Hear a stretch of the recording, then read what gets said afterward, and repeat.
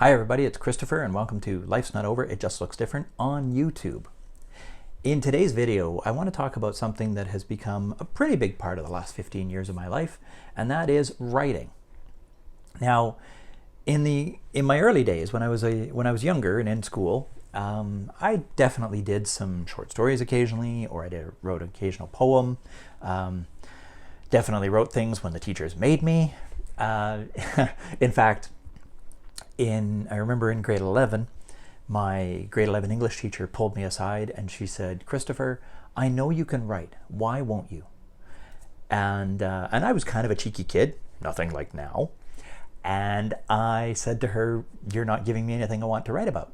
I said, "If you give me something I want to write about, I will write you a novel." So that sort of set a tone for that school year. And my mark reflected it, let me tell you.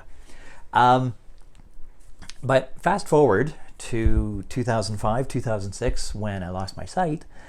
And if you've been watching some of these other videos before, you know that I've talked about this, that I was keeping a journal of my experiences, what I was going through, my emotions, all that sort of thing related to my eyesight, and kept keeping this journal and stayed at it fairly regularly and fairly consistently.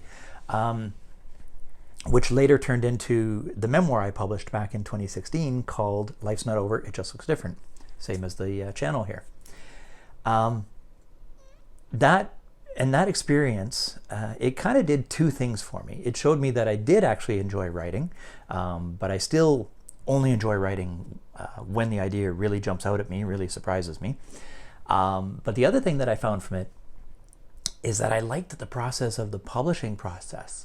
Because I self-published that book, I liked the whole thing. I liked the writing. I liked working with the editor. I liked working with the cover artist, uploading the files with the self-publishing company, and then taking all of those things and putting it together. And when I actually got to hold a copy of my memoir in my hands, even though I couldn't actually read it, when I got to hold it in my hands and feel the physical book and see my name on the cover, oh wow, what a feeling, let me tell you.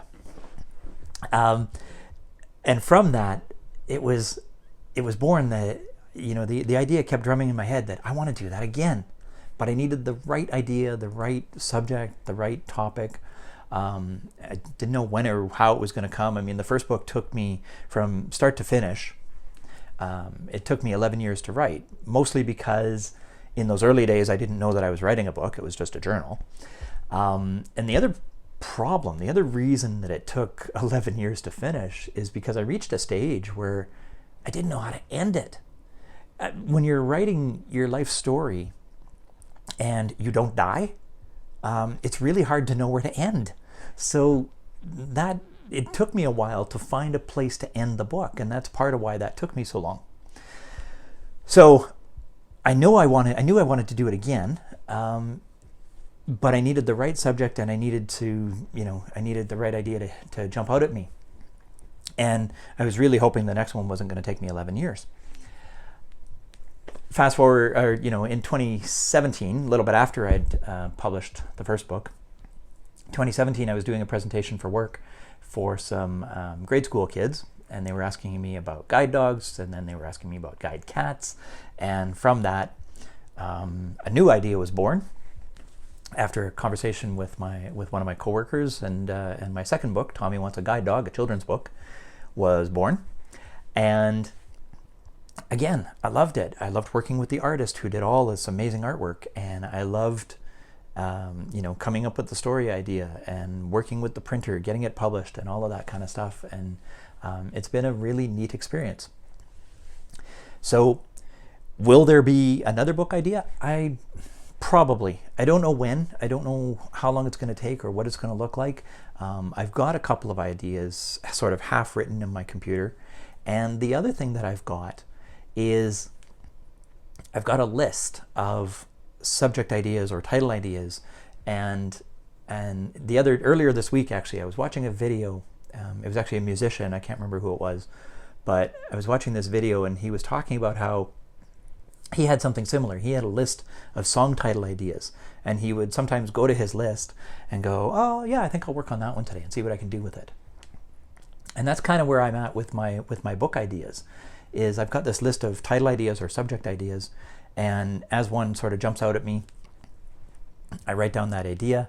Or if an idea, if some part of the story starts to come to life in my head, I will sit down and bang it all out on my computer before I forget it. And to that end, I mean, I've had ideas come to me while I've been out for walks. I find that going out for walks is a really good way to sort of clear my head and get those ideas churning.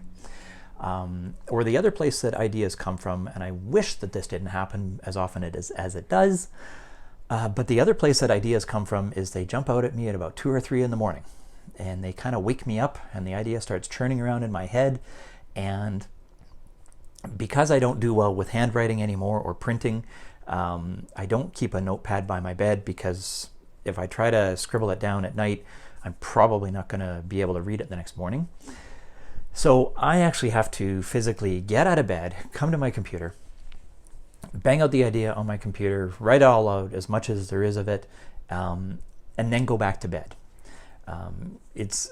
That probably doesn't sound rational, that probably doesn't sound practical, but it's just the way that it has to be, because I need to get that idea out. Otherwise, I'm going to lay in bed and that idea is going to keep me awake, and it's going to keep churning away. If I get out of bed, go sit in front of the computer, even if I sit here for an hour banging out the idea, at least it's out of my head, it's in a safe place where I won't forget it, and I can go back to sleep and have a much better and more restful sleep. So that is where it's at for me in writing ideas, and that's kind of where things are at now. Will the other ideas that I'm doing ever see the light of day and turn into books? I don't know yet, but it's something that I do that's fun. I do it as the idea sort of drives me. I did write a blog for a little while after the first book was published, after the memoir was published. Ideas and experiences and things were still happening, so I started the blog as a way to capture those, because they couldn't fit in the book. The book had ended and it was published and it was done, but I needed a place to get those ideas and store them. So there was a blog, and this is where I know that I would never make it as a columnist or anything like that. As much as I like to write, and I think I do pretty well at it, I can't write on any regular, consistent basis. I tried the blog, I started doing it weekly, and then weekly turned into once a month, and once a month turned into once in a while. And so that's where we're at with the blog. But it's, I do it when the idea drives me, and that's just how the writing process works for me, but I love it, I enjoy it. Earlier this summer, I got to talk to a couple of groups. I spoke to a group of adults about my writing experience and self-publishing and that sort of thing, and that was a lot of fun. And I also spoke to a youth group, which was kind of cool, a group of teenagers about my experience, and all of these teenagers had sight loss as well, so it was kind of cool to speak to them. And one of them asked me if I thought that my loss of sight or lack of sight was ever a hindrance to my writing and self-publishing process. And the answer on that was a hard no. It was not a hindrance. In fact, with all of the technology that I have on my computer, I can write the story, I can upload the files to the self-publishing company, and I can do all of those things. And so no, if anything, technology has enabled me to do it with my sight loss as opposed to hindering me. And so that has also been a really cool experience, and I love talking to those kids, because I don't know, maybe I inspired one of them that they'll do something one day and I'll be picking up their book in a bookstore. That would be a really awesome thing. That is everything I wanted to share today on writing. I hope that you liked what you've seen in this video. If you did, I do hope that you'll click like down below. If you are new to this channel and you haven't subscribed yet, please click subscribe down below and join me on this journey. There's just so many things to talk about in so many ways. If you have subscribed already, thank you so much for doing so. I greatly appreciate it. I'm having a lot of fun doing these videos. People tell me that they're finding them useful, so that's really encouraging. And so thank you very much for subscribing. Thank you for watching. Thank you for liking these videos. And most of all, I hope you have a wonderful day. Here's a little postscript for you on the story about the English teacher and the memoir. After the memoir was published, I asked a couple of teacher friends of mine if they could help me locate her, because she had long since retired.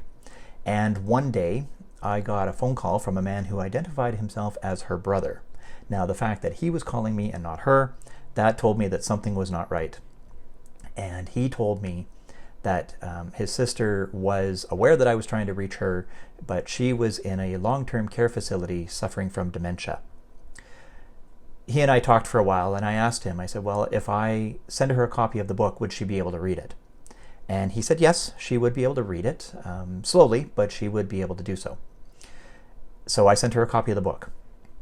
And a couple of months later, I got a phone call back from her brother, and he told me that she had received the book, she read it, and he wanted me to know, she wanted me to know that she was proud of me.